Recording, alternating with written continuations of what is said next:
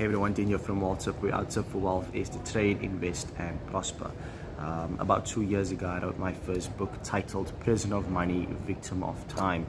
And the thesis of that book was that you become a prisoner of money when someone else determines the value of your time. So if you are able to determine the value of your time, if you control or you know what your time is worth and you're asking for that price, then you prevent yourself from becoming a prisoner of money. And so there's a simple analogy that I'd like to share with you, a simple graph that I want to show you that communicates this concept in a lot more detail and in a lot more simplicity. Let me go ahead and show you. So over here we have time, and over here we have money.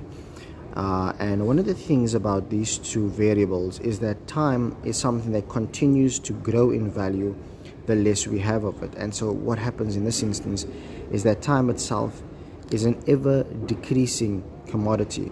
In other words, the duration of it continues to decrease. However, money within and of itself has the capacity to increase.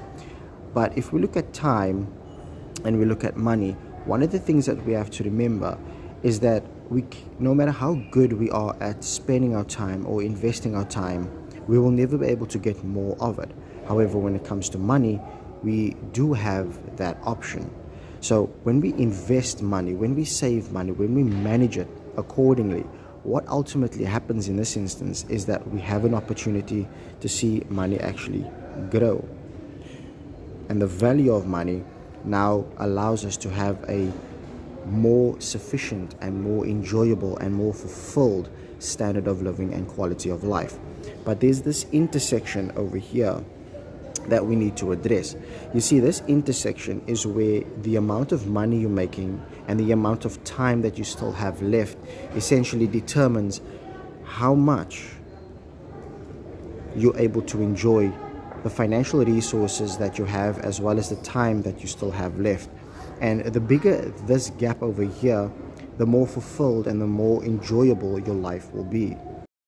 Now, this is the principle that has kind of inspired me to write the book, and also forced me at the same time to ask myself, what does a fulfilled, enjoyable life look like? And at the time of me coming across this discovery, I was 26 years old. I was still very young, but I was fortunate enough to get to a point in my life where I could learn this principle early enough to do something about it. Now, for those of you that have a job, for those of you that are thinking about starting a business, for those of you that are looking for ways and means to increase your financial resources, the reality of it is that is not a quick journey. That is also not an easy process. And it is very important that you understand that it comes with time, and it comes with experience, it comes with sacrifice, and it comes with a lot of effort.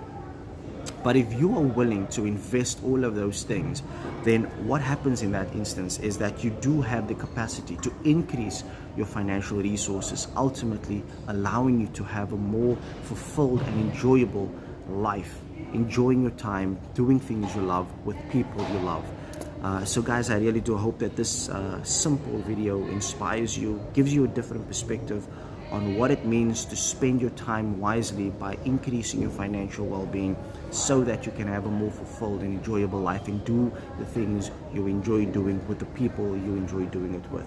So guys, keep well. I hope that I get to chat to you soon, but up until then, keep well, and bye for now.